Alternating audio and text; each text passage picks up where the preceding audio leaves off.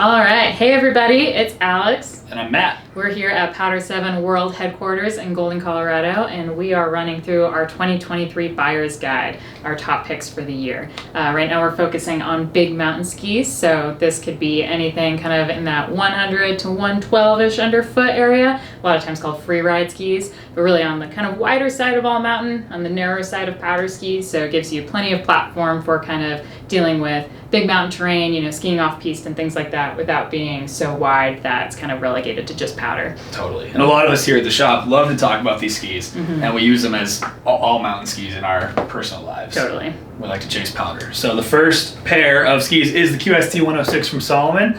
This name's been around a long time, and they've changed it several times over the years. I'm confident saying this is the best one yet. It's definitely my favorite. As you can see, because this is my personal pair, and I skied it the latter part of last season and had an awfully good time. I haven't patched any P-Techs or even cleaned them, so let that be known how much fun I have on the QST 106.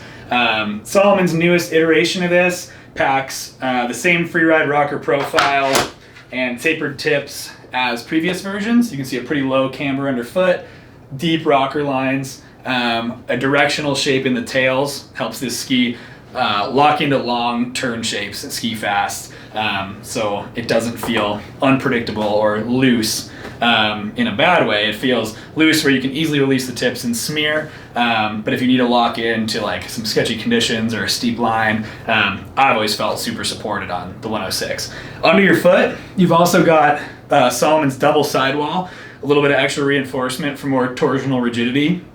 That's really great in mixed up snow conditions or when you're trying to ski fast, kind of stay planted to your line. But again, all that rocker, fairly soft flexing tips and tip taper helps these maneuver, you think, turn right, and these skis turn right. So they're really easy to use.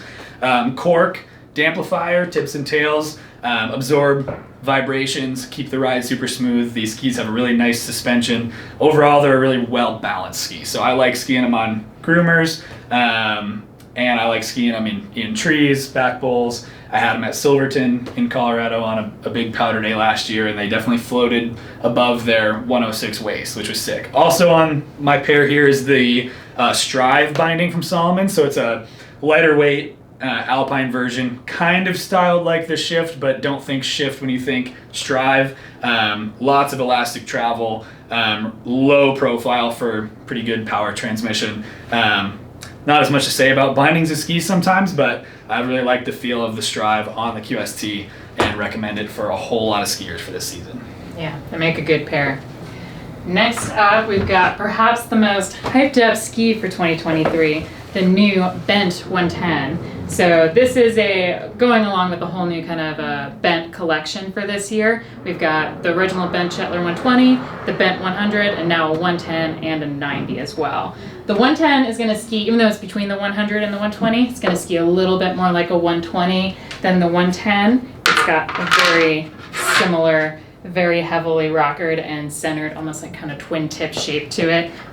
Plenty of camber underfoot though, which kind of helps make up for that deep rocker. You can really kind of flex that ski and get it to lock into the snow when you are carving. Our testers had a blast kind of skiing this pretty much everywhere, groomers, choppy stuff. It's a really fantastic do it all, do it anywhere kind of ski. Really on the more playful side of things too. You've got the Horizon tech, like the Bent Shetler 120, help you float and get on top of the soft stuff. And it's just going to be a little bit more nimble and a little bit quicker than the Bent Shetler 120, but having a lot of that same kind of playful, swishy, smeary feel that folks at the Bent Shetler have loved for years. So, yeah, people have been raving about that in the shop. Yeah. Out in the skierverse. Skierverse. I like that ski too. It's also pretty lightweight, and so you get a little bit more of a narrow profile and would make for a great backcountry, again, do-it-all kind of ski. So perfect to put like a Shift or a Duke PT onto. For sure. Yeah. All right, so the next one I've got is a selection in this category that airs a little more on the more playful side. This is the new Fischer Ranger 108. Fischer overhauled the Ranger collection for 22-23. We've got a video specifically on that. The two of us talking about the whole series also on this YouTube channel. For our buyer's guide purposes, the Ranger 108 is definitely my favorite of the new Ranger skis. Fischer uses a shaped TI, which is written right on the ski, so I couldn't forget. And you can kind of see the metal under your foot here. So there's cutouts right in front and behind your binding, and also a V-cut right under your foot. So that gives the ski a little bit more torsional rigidity and stability under your foot. It also allows the ski to bend into turns. So one of our ski testers who gets really into gear loved carving this ski. He likes progressive flex skis when you carve them, and then also loved chasing pow, surfing, smearing, buttering, finding errors, doing all that stuff. So if you're that kind of person who likes railing carved turns in bowls or on groomers with a ski that flexes, this is a really solid option because it gives you that rebound and energy while also holding a pretty good edge. And then of course, as you can kind of see from being a 108 waisted ski with pretty deep rocker lines and a tapered tip, these skis are awesome in soft snow. I found them to be super fun when you kind of like pick a line, stay locked into it, and occasionally like slash a wind drift or kind of ski with that locked in but occasionally really playful style. I think that this ski lends itself really well to that type of skiing. Totally. So awesome choice for a slightly more playful big mountain freeride ski. Yeah, totally. I think it's really interesting because you're not super centered on it either. Right. Yeah, you can kind of pick and choose, taking that locked in turn and then, like you said, drifting out of it when you want. So Totally. Pretty neat. Now on our more demanding side of the spectrum, we've got the Nordica Enforcer 104 Free, and then what I'm holding here, the Nordica Santa Ana 104 Free. They do have different constructions. The Santa Ana is going to have the terrain-specific metal in it. Basically, they remove parts of metal out of kind of the edges of the ski to give it a slightly softer flex, compared to the Enforcer, which is going to have full sheets of metal running through it. That said, this still skis like the Enforcer. It's a pretty demanding, pretty burly ski, especially for a women-specific design. But I love this ski. It is so cool. You have a little bit more, especially compared to the regular Santa Ana Enforcer series. They tweak the rocker profile to give you a little bit more tail rocker and a little bit more tip rocker and move you a little bit more centered on the ski. Hence the name Free in there. Kind of gives you more free ride feel. It lends itself to getting sideways a lot easier, much more pivoty and slashy. Great in bumps, really easy to whip it around when you need to. But all that metal really lets you blast through the choppy stuff and the cruddy stuff really well. It is definitely not like the quickest and most responsive ski out there, just because it's a little bit more on the burly side. But if you kind of like to ski fast and charge through stuff, it's going to do really, really well for you. But at the same time, again, you can kind of get it sideways and wiggle your way out of a situation when you need to.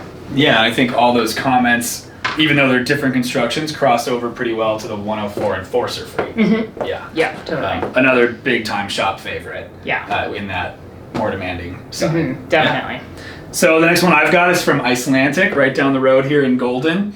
This is the Saba Pro 107. So a few years ago, Icy released the Saba 117 as their first pro collab. We've talked a lot about it. This is the more versatile, narrower version, and it's in its second season. Yes. Yep. Yes. And a lot of our staff love it. I think every Powder7 staffer who's gotten on the Saba Pro 107 has had a lot of good things to say. They've been pretty hyped and considered buying it or bought it.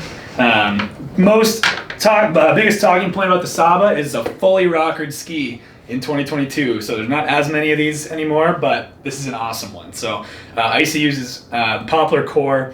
This is a pretty stiff flexing ski and packs it into this fully rockered, reflective rocker profile where the rocker matches the side cut. All that to say, it pivots really quickly like you'd expect with a fully rockered ski. So trees, easy. Bumps, easy. I think with this flex pattern, it actually holds onto a line really well. So, with skis with a lot of rocker, sometimes you're worried about them being a little bit too loose and unreliable when you're trying to stay on like a mogul line or a steep tree alley or whatever, like the alleys at A Basin. The Saba Pro is really surprising because it stays locked in while also being able to obviously release really easy with all this rocker.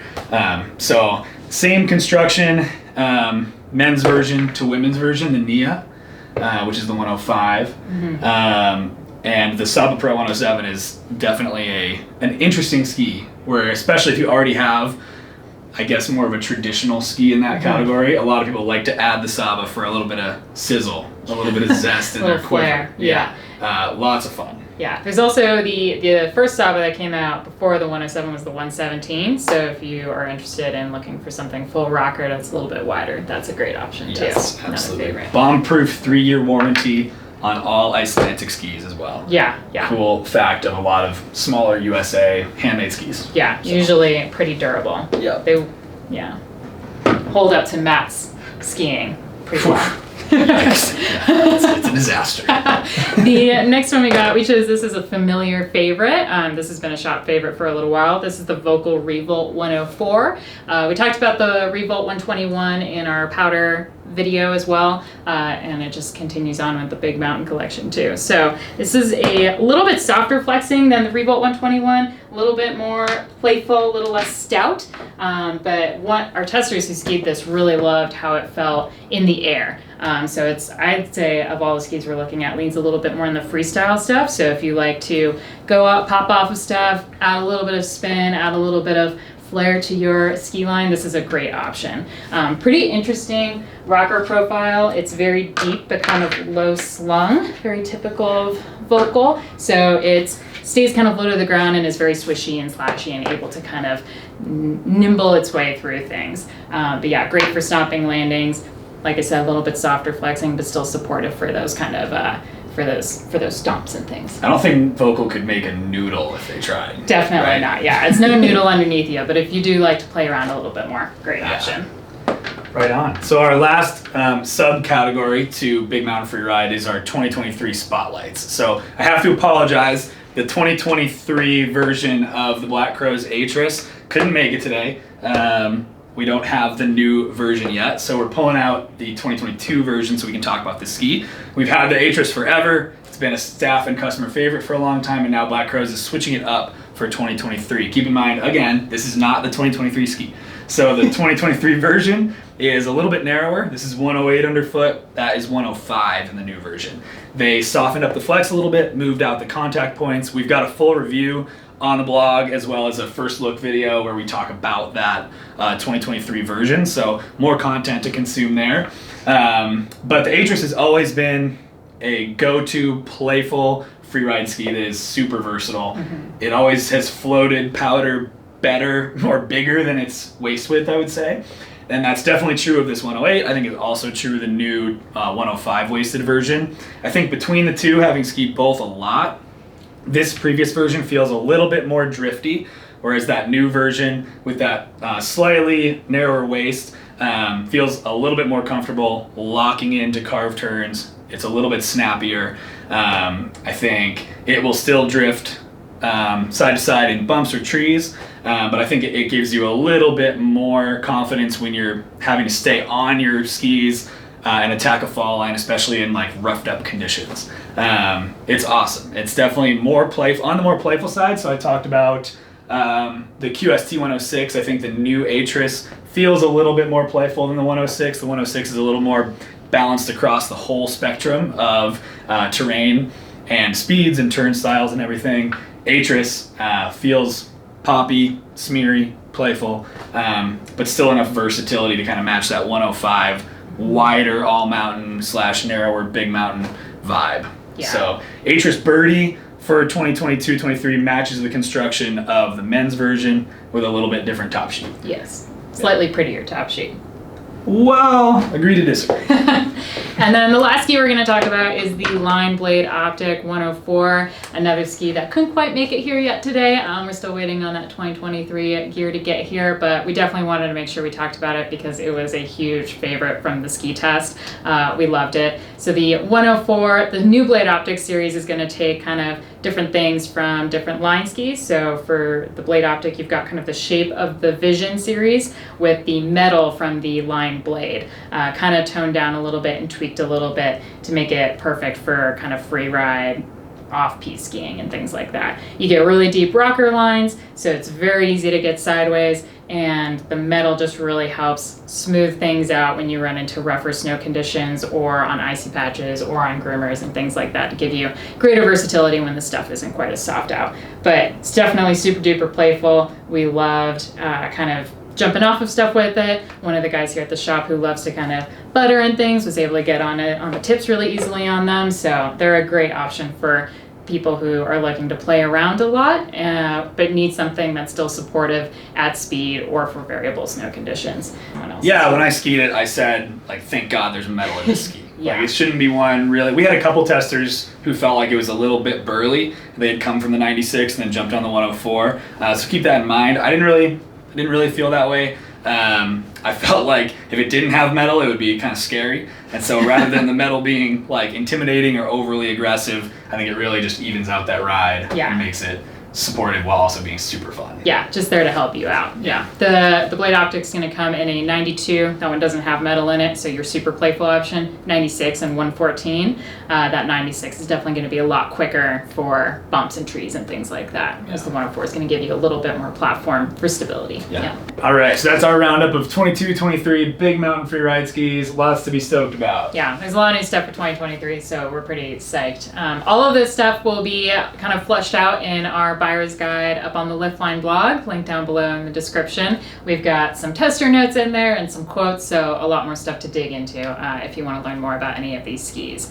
And we'll also have some more videos coming, so head down there and smash that subscribe button so you get notified when we post some new reviews and more content about skiing. Sweet. We'll see you out there.